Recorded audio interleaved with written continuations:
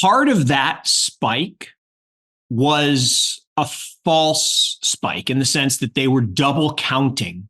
Volcker's Fed was double counting interest rates, and that they were counting mortgages and interest rates. And there was this weird thing. And Mike Green has talked all about this in the past.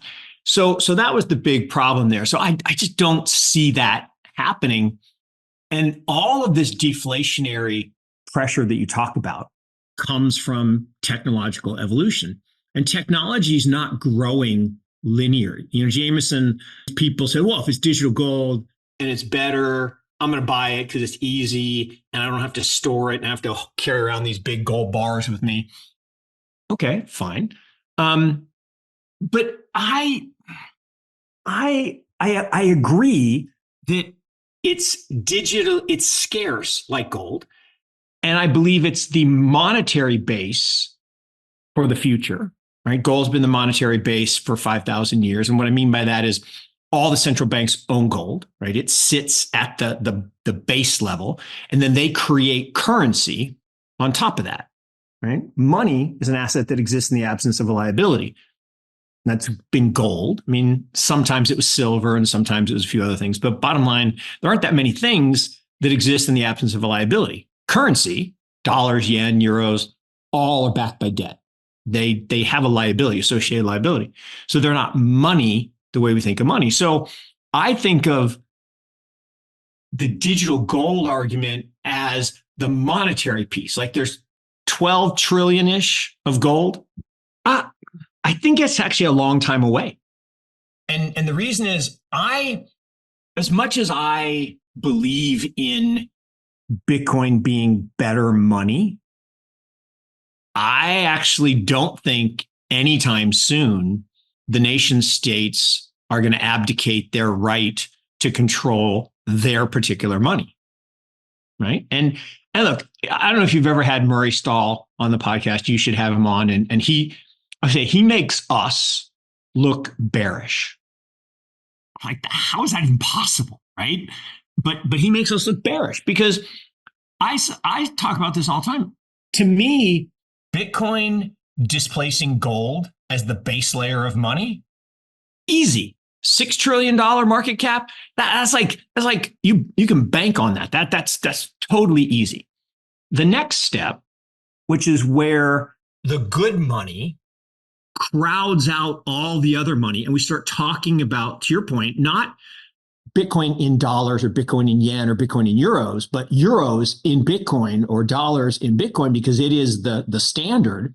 There's a book called the Bitcoin Standard, right? Central banking, which goes back to the 1600s from the Dutch. And the idea of central banking is you put the good money at the core, at the base, and you own it. And mostly that was gold, right? We all have heard of Fort Knox. And everybody's like, well, is the gold really in Fort Knox? Like, do we really have gold backing our money? It's another question. We know the Chinese are buying, we know the Russians are buying, we know El Salvador had been buying, and now they chose to buy this new asset. And I think it is a wake-up call to all nation states to say, well, I own some gold in my central banks, probably own some dollars, maybe I own some yen, some euros, a few own some renminbi. Well, wait a second, maybe I need to own this other asset that is now displacing value from this, gigantic pool. The challenge is all these other things, yen, euros, dollars, et cetera, aren't finite. So it's like the old, Doritos commercial, crunch all you want, we'll make more. Can't do that with Bitcoin. And you can't really do it with gold. Interface is so easy that I figured out how to do it in less than 3 minutes. If you listen to this podcast, you know that's not an easy feat. So the Espresso team and I, we became friends. I got to know them because I really like the product. And those screens, they now want to offer them to any fan of the podcast. So we struck a little deal. Here's how it works. Anyone who listens to this podcast can go to us.espres.so.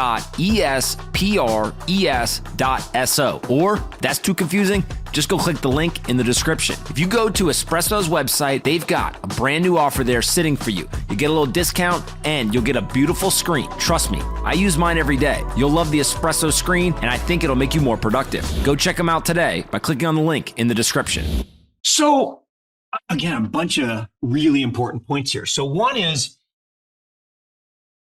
do countries, particularly America, view Bitcoin as a threat? And, I think there depends who you talk to. You get different answers on that.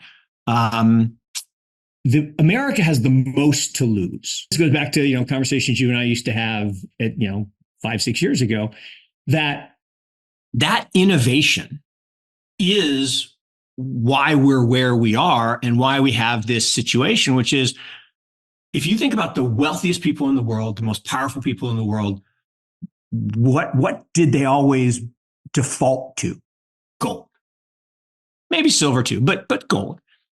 And yes, people would make money in their nation state, but that wealth was ephemeral. Imagine, I'm sure you've heard Wences Casares, right, talk about his family in Argentina. They did very well. They became wealthy, and bang, it was taken away through devaluation. Not once, not twice, 3 times. So when he saw Bitcoin early, he got it immediately. I didn't grow up in Argentina. When I first saw it, I was like, it's interesting, but I don't really get it. But if you lived through that, they were going to approve only BlackRock, right? I thought they were going to tell everybody else to pound sand, and they were going to approve BlackRock and let them. So I think it's great that they approved all the others. And, full disclosure, we own pieces, because you and I invested with Jason in a piece of 2 of the companies that have, part of the newborn 9. So that's exciting. But there's no impetus for the SEC to go further because they haven't been forced. Now, the flip side of that is if BlackRock says, this ETH thing looks big, I can make a lot of money, so I want that one. That one could happen. When you start getting down below that, I just don't know that the market caps are big enough for those other people to care. And that's, I think, how those decisions get made. If BlackRock decides they're of the building, because the respectable people, dealing with real clients, would never talk to these people. But there will always be people who want to get rich quick. Always. And whether it's selling them snake oil, like literally putting water in a bottle and labeling it with a thing and going around on your horse-drawn carriage and selling people stuff, to trading wampum. That's been around for hundreds, probably thousands of years. It just keeps increasing both in speed and scope because of communication. And you said this to me, and it helped change my. By the way, I need to thank you publicly, right? You changed my life, and the power of podcasting, right? You have this great podcast, but you and I